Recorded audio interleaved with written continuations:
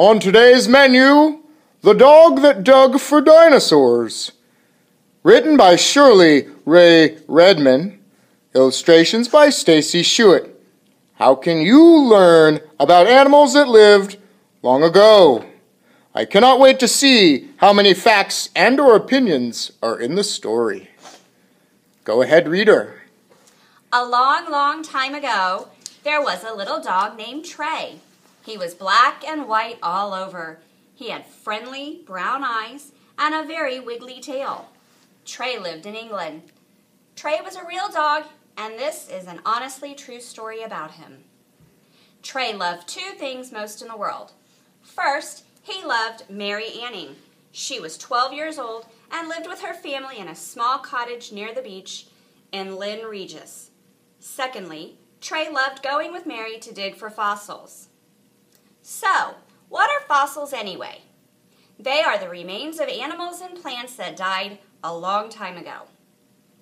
When a leaf or a bone gets pressed between layers of sea mud, it leaves an imprint.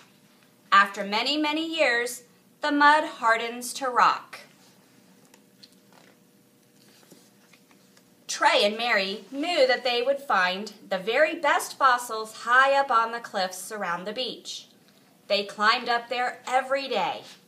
Trey sniffed the rocks. He pawed the dirt.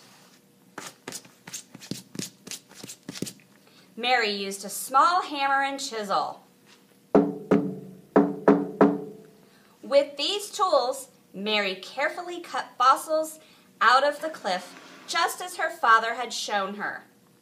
Trey watched as she placed the fossils in her basket. Most of them looked like seashells.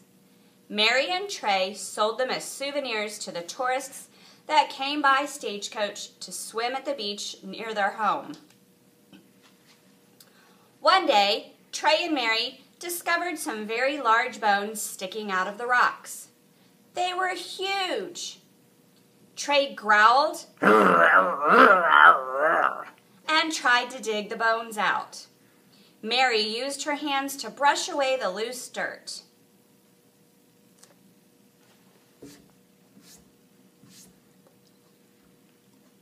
Trey, we've discovered a monster, she declared. The bones were much too big for Trey and Mary to remove by themselves. I'll go for help, Mary said. You stay here, Trey. Trey barked loudly and sat down in front of the bones. He was a very good guard dog. Mary ran all the way back to town and asked some grown-ups to help her. Trey and I have found something really special in the cliff, she told them. Just wait and see. When the men saw the giant rib bones in the side of the cliff, they were amazed. What a beast! They cried. Look at those sharp teeth! It's a crocodile, one man asked. Or a stubby whale. We don't know what it is, Mary admitted. But we know it's something special, don't we, Trey? Trey yipped and wagged his tail. A rich man who lived nearby heard about the sea monster. He hurried to see it for himself. I'll buy it, he cried. I will give it to the British Museum in London. Do you know what it is? Mary asked. It's called an ichthyosaurus, the man told her. That means fish lizard, he explained. It's like a dinosaur with fins. The amazing news spread about the gigantic fish lizard and the dog and the little girl who had found it. Soon, many strangers came to Lyme Regis, where Mary and Trey lived. They all wanted to hunt for fossils too. The men wore tall top hats. The men wore frilly bonnets. Or the women wore frilly bonnets. They carried pretty umbrellas called parasols. Mary shook her head and smiled. She rubbed Trey's soft ears. They watched the strangers together. They don't have the right tools, Mary whispered. They're wearing the wrong kinds of shoes. Aren't they silly, Trey? Trey yipped and chased his tail. Various scientists visited Lyme Regis too. One man came from the University in Oxford. His name was William Buckland. He went to the old carpenter's shop where Mary and Trey sold their fossils. I do say, can you show me where you found your ichthyosaur, young lady? He asked politely. Do you think you could find the exact spot again? Trey can find it, Mary boasted. Together, Mary and Mr. Buckland followed the little dog across the beach and up to the cliffs. Trey sniffed the rocks. He pawed the dirt. Suddenly he yipped. Then he sat down. Mary pointed. It was the exact place where she had discovered the strange fish lizard. What an intelligent dog, Mr. Buckland declared. Trey wagged his tail. Trey and Mary continued to dig for fossils. They were very careful. Mary watched for falling rocks like her dad told her. Trey looked out for storms and high tides. Then one day they discovered another giant creature. Look, Trey, Mary cried. Is it a sea dragon? Trey sniffed the skeleton and snapped at it with his teeth. The creature had a long, long neck. Its backbone was like a humped turtle shell. Instead of feet and legs, it had 4 large paddles. But it wasn't a sea dragon.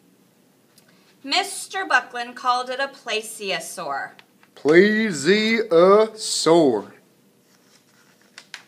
One day, Trey and Mary found a fossil that no one in England had ever found before. This one had huge bony wings like a bat and a long sharp jaw. Trey growled. It looks like a gigantic flying lizard, Mary declared. The scientists thought so too, and that's why they named it a pterodactyl. Pterodactyl. That means Lizard with wings. over the years, Trey, Mary, and Mr. Buckland became good friends. They showed him where to find the best fossils in Lyme Regis. Mr. Buckland brought books about dinosaurs for Mary.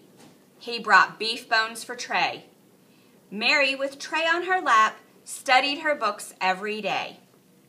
When Trey's whiskers turned gray and Mary was all grown up, they still collected fossils and sold them in the old carpenter's shop.